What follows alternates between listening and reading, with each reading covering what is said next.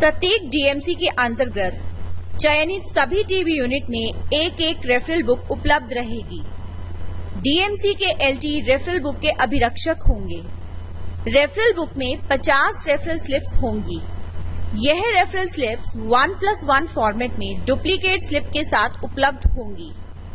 LT द्वारा गुलाबी रंग की स्लिप पर रोगी की डिटेल्स अंकित की जाएंगी तथा इस प्रति को अलग करके स्मीयर पॉजिटिव मरीज को दे दिया जाएगा तथा दूसरी सफेद प्रति को अलग नहीं किया जाएगा। इसे डीएमसी एलटी की रेफरेंस के लिए रेफरल स्लिप बुक में ही रखा जाएगा। अब हम रेफरल स्लिप में दर्ज की जाने वाली जानकारी पर एक नजर डालेंगे।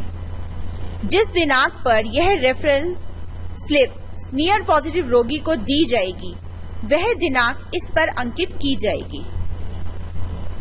प्रत्येक रेफरल स्लिप पहले से ही एक विशेष आईडी संख्या के साथ क्रमांकित होगी तथा यह संख्या डीएमसी एलटी तथा एसटीएलएस के बीच एक रोगी पहचानकर्ता के रूप में कार्य करेगी। यह स्लिप इशू करने वाली डीएमसी तथा टीबी यूनिट का नाम दी गई उपयुक्त जगह पर लिखा जाएगा। रोगी की अतिरिक्त जानकारी जैसे रोगी का नाम, आयु वर्ष में, लिंग, डीएमसी लैब नंबर तथा रोगी का पता लैंडमार्क सहित डीएमसी एलटी द्वारा दर्ज किया जाएगा तथा मरीज का संपर्क टेलीफोन नंबर भी अवश्य रूप से दर्ज किया जाना चाहिए। इसके पश्चात डीएमसी एलटी बलगम के नमूने को प्राप्त करने की तारीख, नमूने के परिणाम की घोषणा करने की तारीख तथा बलगम के नमूने ए तथा बी के स्मीयर परिणाम को उपयुक्त कॉलम में दर्ज करेंगे। सी तथा डी नमूनों के कॉलम शुरुआती दौर में खाली छोड़े जाएंगे।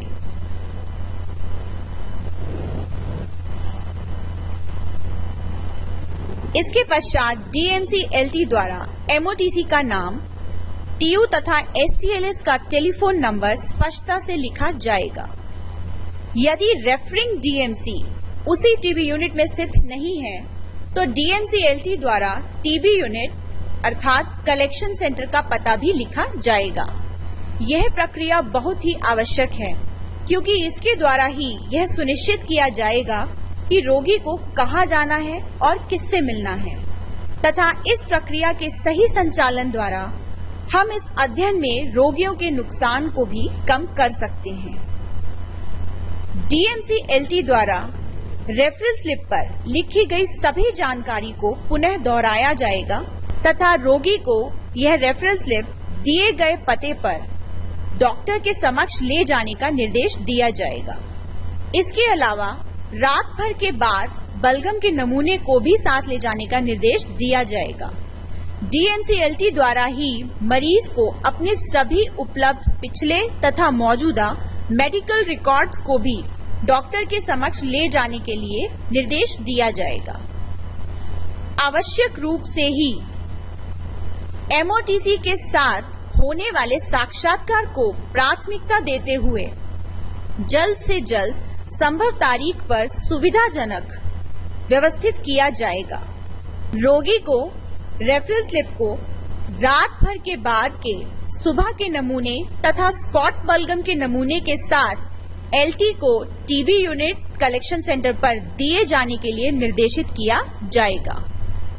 रोगी द्वारा सैंपल सी तथा सैंपल डी को दिए जाने की तारीख को DDMMYY फॉर्मेट तथा समय को 24 आवर्स फॉर्मेट में रेफरल स्लिप पर दी गई उपयुक्त जगह पर स्पष्टता से लिखा जाएगा। अंततः एसटीएलएस द्वारा रोगी की रेफरल स्लिप को संबंधित एसटीएलएस पेशेंट लॉग डायरी शीट के साथ पिन किया जाएगा ताकि एसटीएलएस उन रोगियों को जिनकी रेफरल स्लिप उपलब्ध नहीं है का पता लगाकर अर्थात वह रोगी जो अभी तक साक्षात्कार के लिए नहीं आए हैं उन्हें फॉलो किया जा सके। रेफरल स्लिप को एनटीआई में नहीं भेजा जाएगा। 27 स्मीयर पॉजिटिव नए मामले तथा 17 स्मीयर पुराने मामलों की संख्या पूरी हो जाने पर इस बात की जानकारी एसटीएलएस द्वारा डीएमसी एलटी को दी जाएगी तथा उपरांत कोई रेफरल स्लिप भी जारी नहीं की जाएगी।